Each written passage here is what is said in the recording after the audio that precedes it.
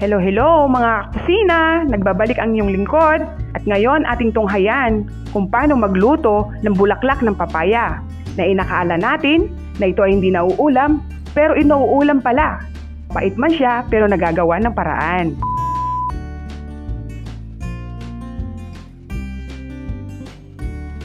Una, hugasan natin ang bulaklak.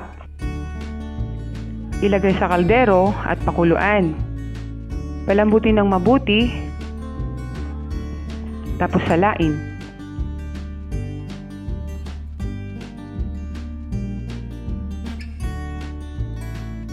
Ilagay sa planggana, lagyan ng tubig, at tanggalin ang mga tangkay na nasama.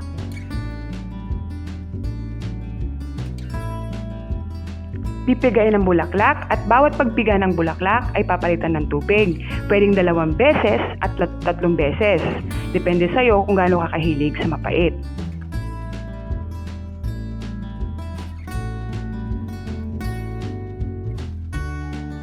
At ngayon na tayo maggigisa ngayon ng bulaklak. Una, ilagay natin ang mantika sa kawali. Hintayin natin uminit. At ngayon ilagay natin ang dilis. Halu-haluin hanggang ito ay maluto. Huwag nating hayaan masunog ang dilis. At pagluto na ang dilis, hanguin natin at ilagay sa tabi. Sunod natin ang luya at saka bawang. Halu-haluin hanggang ito ay mag-brown. Sunod natin ang sibuyas. Haluin ulit.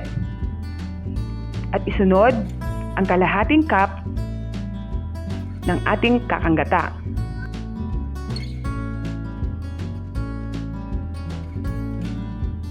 Pakuluan at halu-haluin.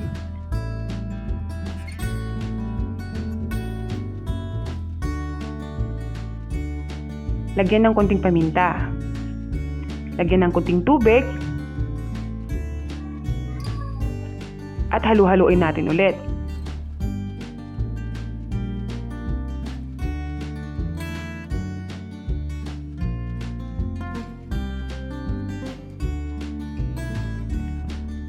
Pakuluan ng mabuti at ilagay ang dilis.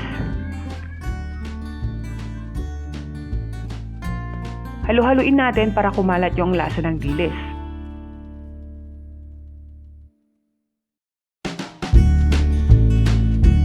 Tapos isunod natin ang papaya.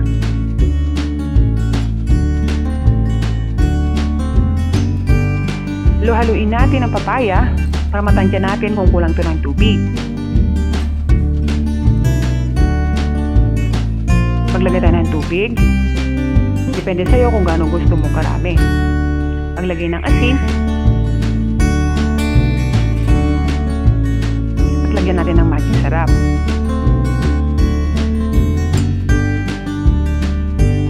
Haluin.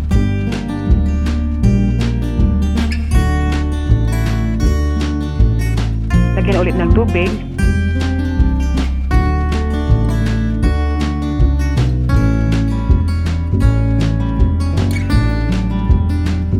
Tikman kung sok na sa atin ang lasa at ilagay ang natitirang gata.